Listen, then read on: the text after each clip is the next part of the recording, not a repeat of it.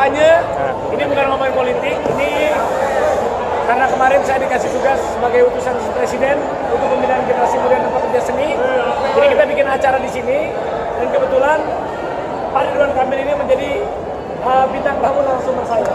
Dan juga alhamdulillah karena kemarin saya buka di Instagram undangan terbuka, karena kemarin kan sempat makan sama Pak Emil. Pak Emil kasih nasihat saya untuk beberapa program yang bisa menjurus kepada generasi muda. Nah, Pak Emil bilang akhirnya ya udah kita sosialisasikan saja program-program yang bagus untuk generasi muda. Jadi ini sebenarnya acara After Office ini acara saya yang mengundang Pak Emil dan mengundang secara terbuka teman-teman generasi muda, dan alhamdulillah datang, teman-teman wartawan juga alhamdulillah datang, dan juga saya juga senang banget ada Tara, ada Selin, ada Inala, ada Paula, ada Aurel, ada Bagas, ada Lutfi, ada Ibu Rani, ada istri tercinta. Nah, jadi di sini sekali lagi ini bukan kampanye, jadi memang untuk generasi muda. Silakan Pak Emil, nanti teman-teman juga boleh silakan. Ya, intinya begini, Kang Raffi ini dapat tugas sebagai utusan khusus Presiden di bidang generasi muda dan pekerja seni. Minta pendapat ke saya, kira-kira gagasan-gagasan apa untuk anak muda dan gagasan-gagasan apa untuk pekerja seni dan ekonomi kreatif. Itu dasarnya ya. Sehingga di sini saya kasih gagasan yang relevan dan yang saya pahami dari pengalaman maupun ide-ide. Jadi siapapun nanti yang mempraktekkan, yang mendapatkan kebaikan adalah anak-anak muda Indonesia. Kang Raffi ini adik asuh saya. Waktu menikah dengan Mbak Gigi, saya saksi nikahnya. Ya.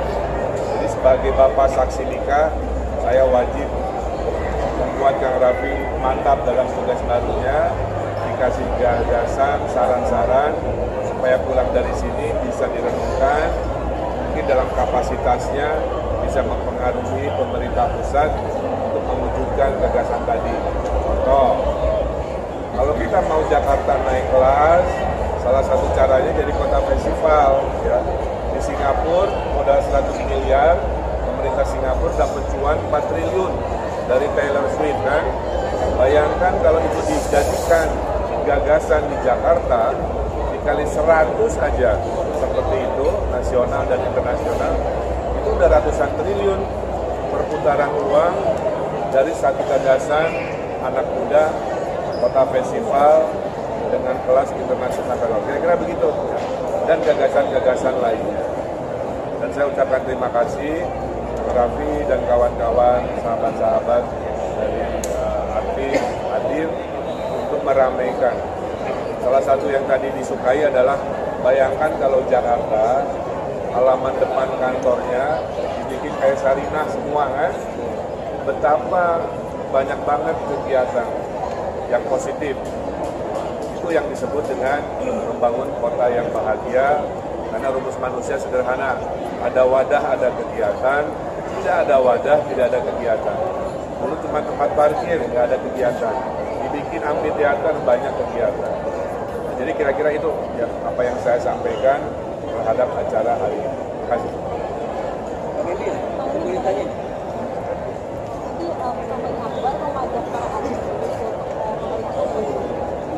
Ya, nanti di kampanye akbar, semua sahabat-sahabat saya yang punya daya pengaruh, istilahnya influencer atau selebriti yang berkenan bersama kami pasangan itu pasti kami lagi.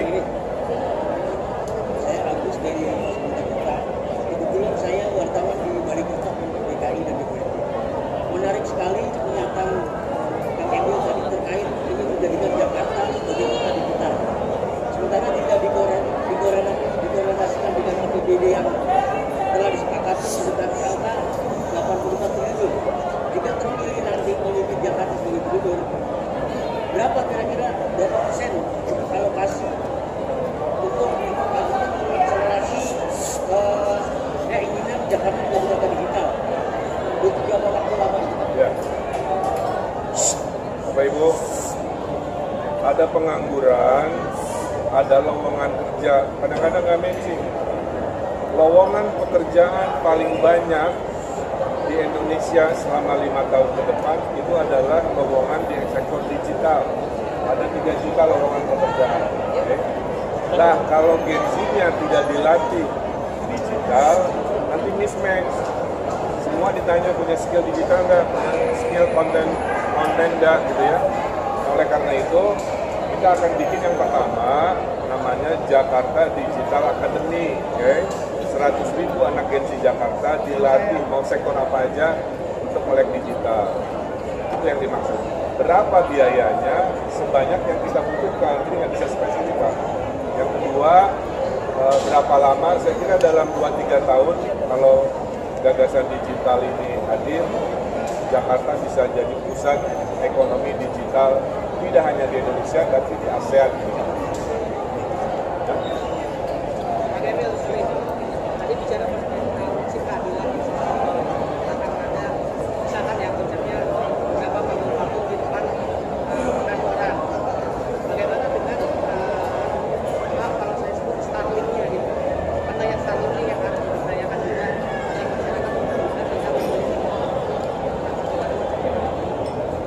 Saya kira kan kita ekonomi Pancasila ya, dari kelas Starling sampai kelas KP semua harus maju, yang kecil dibesarkan, yang besar diluaskan, kan itu prinsipnya. Jadi kalau ada event-event outdoor, ya kita mau bikin pasar malam, kita mau bikin car free night di 44 kecamatan. Jadi kalau haus-haus dan pengen duduk manis minuman dagang, yang pasti Starling bisnisnya akan banyak berkembang. Ini cara kita membawa UMKM biar lebih banyak. Oke, cukup. Terima kasih semuanya. Oke, jadi terima kasih buat teman-teman. Nanti insya Allah program ini akan dilanjutkan untuk sebagai programnya UKP, Utusan Presiden, Pembinaan Generasi Muda dan Profesional. Terima kasih Pak Emil, terima kasih Mas Presiden, terima kasih juga, terima kasih Mas Dasar. Dan masih ada acaranya, senang banget. Yang penting datang ke sini,